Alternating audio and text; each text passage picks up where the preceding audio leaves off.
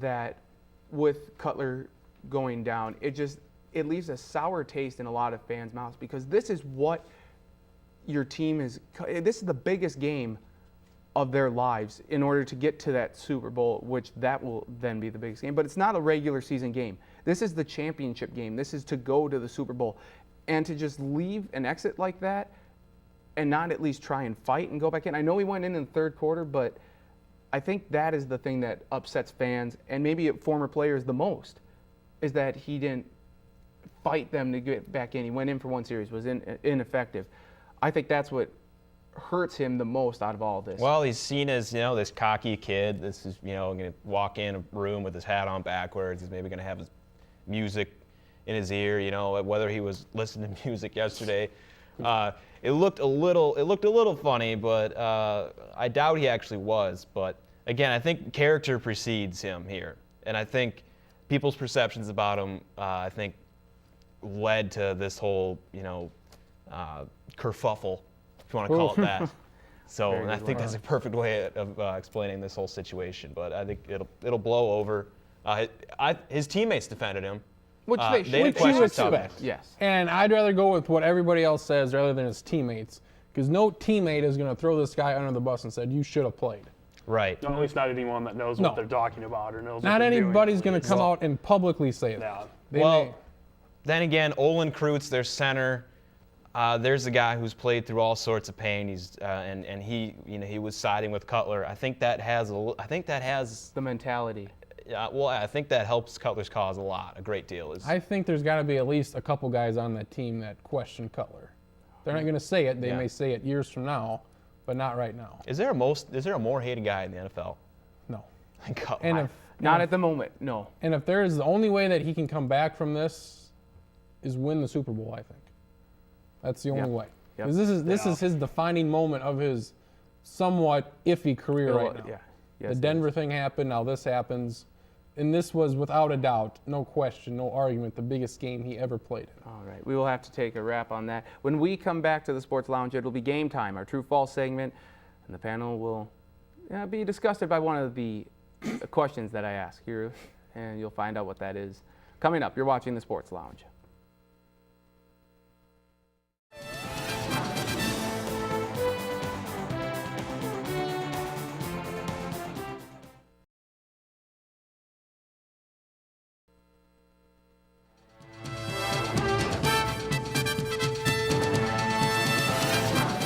Hello and welcome back to the Sports Lounge. I'm Nathan Stacken. It is now time for our favorite segment of the show. Hopefully it is yours too. It's Game Time, and today we will be playing True False. And the panel of stars here, Travis, Blake, Charlie, and Drew, will be holding up their cards, True or False, to a series of questions that I have for them, covering a wide range of sports and topics and headlines from around the sporting world, not just football. See, we're expanding ourselves here, right, on the Sports Lounge. And the first question is, refs had a bias towards a certain team in yesterday's games. True or false? The referees had a bias. Yeah, I heard Rex, so I didn't know what to think. Okay, refs. All right, so. You'll say false. Oh, you're all false then. Okay. Travis, why do you say false? As much as I would like to think they have a bias, I don't A think Pittsburgh Steelers bias? Maybe Green Bay Packers bias. Green Bay Packers bias? Yes, but No. there are calls in every game that go, that are bad.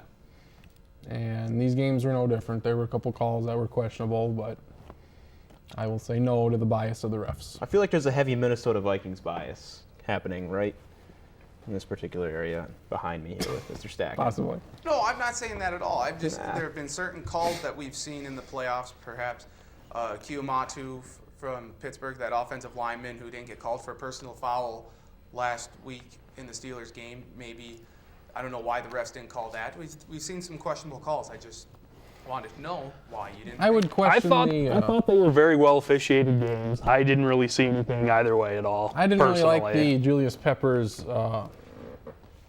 roughing the passer call. It was kind of a helmet-to-helmet, but I would want that play to go. By rule, it was a penalty. I don't like the rule. I agree that I don't like the sucks. rule at all. The rule's bad. Let them play. Well, all I have to say is Ed Hockley is going to explain everything and very thoroughly to everybody in the stadium. And show off his gun. And if not, he'll rip off guns. his shirt and hurt somebody. Okay. Second question we'll go to, and it's, will Cutler ever get the fans on his side again? Is that a true or false question? Okay, Will they Cutler ever will get get the fans on his side again, I'm sorry. True or false? Yes or no? True or false? All right. Drew on. Drew says true. Why do you say true? Why will Cutler get the fans back on his side eventually? Because his team will win football games, I think. Now, is Cutler's character, is his image kind of damaged irreparably? It might be getting there. But I think when it comes down to it is if you win games, people are going to like you more than, if you're not winning. And the Bears have been winning recently. They didn't win Sunday. How much of that was Cutler's fault? We don't know. But I think the Bears are a well-run franchise, and I think they're always going to be in the thick of it, in the hunt. Now, is Cutler going to lead them to a Super Bowl? That remains to be answered. But Charlie, why do you disagree? I don't disagree because of Jay Cutler. I'm just going with, it's been so long since the Bears have had a good skill position player. I just don't think they're ever going to get one that's going to help them out at all. So I think he's going to struggle, not through his own problems, though. I think it's just they're not going to have anyone else to really help him take him to that next level. I don't think Devin Hester and Matt Forte are going to lead him to the Super Bowl. Okay. Aroma Shadu doesn't do it for you? No, I'm not a big Devin Aroma Shadu fan either. Okay. You're one of the few that are not. All right. Well, the third question now in our true-false segment here on the Sports Lounge. We're going to the NBA now. Kevin Love, 29 straight double-doubles, is better than Blake Griffin. True or false?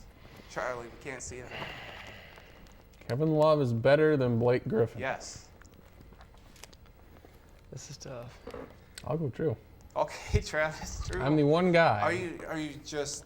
No, I think he you is. just Right now, want- okay. next year, 2 years from now, I'll change my answer probably. But now I think it's true. He's got a better outside shot than Griffin. He's got that year of experience. Griffin, with the highlight dunks, gets a lot of attention. And the rebounds are there, the points are there. But I think what sets Kevin Love apart is he's a little bit of a better rebounder. And he can shoot the three surprisingly well for a guy his size. And I think coming into the league, people knew Blake Griffin, number one pick, had some hype. Kevin Love, kind of an undersized guy. I didn't really expect him to be much of anything. Blake, why do you disagree? I think in the NBA, athleticism just plays such a huge role, which obviously Griffin has. But on top of that, he's very skilled as well. I mean, the guy can shoot, a good mid-range game as well. In Minnesota, they're so bad, somebody's got to get the points. And I think that's kind of, honestly, the Clippers are kind of a up and rising team. For the first time in a long Yeah, time. and it's because of Blake Griffin, but somebody's got to get the numbers in Minnesota, and I think that's partly why Kevin Love is. I think, you could maybe make the argument that Kevin Love's numbers are inflated a little bit just because of the team around him. But when you look at Blake Griffin play, you see a superstar. Right there in the making, and if he's not one already, and that's so rare to get a superstar like that who's going to make plays and he's a great competitor too. Love's a great player, no doubt about that though. I think the most important thing, and not to undersell this because this is a big deal, but Blake Griffin's made the Los Angeles Clippers relevant again. Yes, Let's think about that for a second. That's a big deal. He could be MVP for that reason. And that Now, reason. how many do they both make the All-Star team? One of them, none of them, both of them? I don't know about that. They probably should both make it. It's tough in the West. There's a lot of Tim Duncan there's a lot of shouldn't good make it, power but he forwards. I don't know if he should, but he will though, Yeah. because that's the way the All-Star works. They both should, Yeah. but the NBA All-Star game is, Yeah. we saw Allen Iverson named as a starter, was Yeah. it last year, 2 years ago, when he hadn't done anything. I think So- the main difference is Griffin, you can build around him. He can be your number one guy. All right, Yeah. we have got Love's kind of a secondary guy. we've got to move on. Travis, We have to time. The next question. Back to baseball. Funny. To baseball, I should say. The Rays, after signing Manny Ramirez and Johnny Damon, will win the AL East for the second consecutive year. True or false? Holy hell, gentlemen. Holy hell. Travis, Big you old- held that up awfully big old- fast. Why? I held. Who they sign? Johnny Damon and Manny And what'd they do Ramirez. last year? Not a whole hell of a lot, these two players. Right. And they lost Crawford. They lost Garza. Soriano. I know they're your team, but Carlos it ain't, Pena. They're my team. it ain't I'm gonna just- happen. Pena left. Ramirez, done. Damon, done. No. Yeah, if this is 7 or 8 years ago, and you're getting these two guys. Great. Yeah, it's a great pickup. For yeah. the money they're paying them, awesome. But Now, no. I mean, with what the Red Sox have done, and the Yankees are still the Yankees. I mean, I see absolutely no I'm shot. glad you brought I it. always thought that old people were supposed to retire to Miami, not to Tampa. Well, I'm glad you said that because I agree. I think Boston is going to win the AL East. I just had to ask because the Rays are the Rays, and I picked them to go to the World Series last year, and they just I know you did. All right, to college basketball we go. San Diego State, one of 2 remaining unbeatens, Ohio State being the other. San Diego State will be the last unbeaten team in college basketball.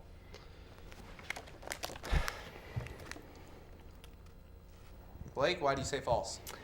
And actually, this is a reversal from last week's show because I said Really? I thought San Diego State would be the last remaining unbeaten.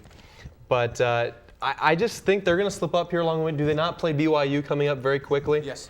And BYU is a solid team. Jimmer Fredette is a heck of a ball player. And Ohio State looked really good to me the other night. Did they not play Purdue this week? If it's at Purdue, that's do, the game. but I No, mean, it's in Columbus, I believe. Okay. well, they've Well, already still. won 2 huge games on the road. I mean, At- Jared Solinger can put a team on his back. Okay.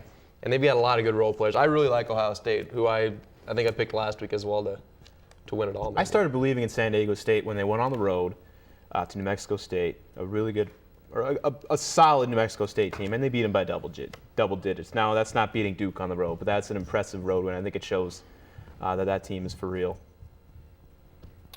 That's the best that they can do considering the conference that they're in. BYU, that's the top team they're going to face here on out.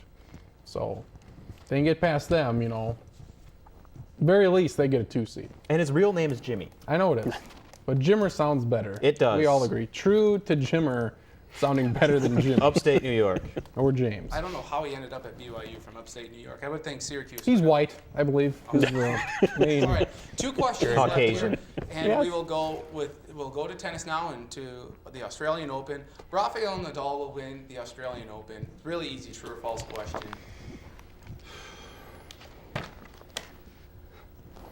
All right, so, Drew, you wanted to just be like Travis. Travis, why do you say false? I'll take Federer over Nadal, just because. Okay, Charlie. I'm going to go with Nadal because he's younger. Federer's getting a little bit old. Athleticism is important in tennis. As you get older, it's a little bit tougher to make some of those same shots and run back and forth all the time. And that's about all I've got. Actually, I take mine back. I think Nadal will win because Venus Williams just got out, so I think Nadal has a clear path. Very good. I got that one. Very good. It's very rare to see guys Heyo. wearing dresses. in the Australian Open. Oh, whatever. Well, That's the extent of our tennis. that is finally our last question. No, one And more. It could be no, it is the last question. Might be the most disgusting one of the bunch. But Oh, in light of Mark Sanchez picking his nose and then rubbing his booger on Mark Brunell in Sunday's game against the Steelers, is it true or false? It is okay to put a booger on someone for comedic purposes. Oh, comedic, hell yeah. All right, Blake, you don't see the humor in it, huh? Oh, well, only because I'm a gagger, and if it were done to me, there's a possibility I might not be able to hold my. Speaking of Contact. gaggers, But I mean, Mark Brunell, it was wiped on his right shoulder. Brunell's a lefty. He should have brought a left hook right in Sanchez's face right there. I don't think it's bad because that's his father that he did it to. That's good. Brunell. So I don't. If it's that, it's innocent. It's a father-son kind of thing. So he had the big coat on. I'm only going with Yeah. true because Sanchez is the starting quarterback. If anyone else does it, then there's a lot more to deal with. All right, so The starting quarterback can get if the away with a lot kicker more, though. did that, Nick Folk, if he did that to Mark Sanchez? Yeah, he wouldn't have a job right now. All right. Well, that does it for our true-false segment portion of the show. Next week, we will be doing a Super Bowl preview. We will be picking between the Packers and the Steelers. We will come back and wrap up the show when we return. You're watching the Sports Lounge.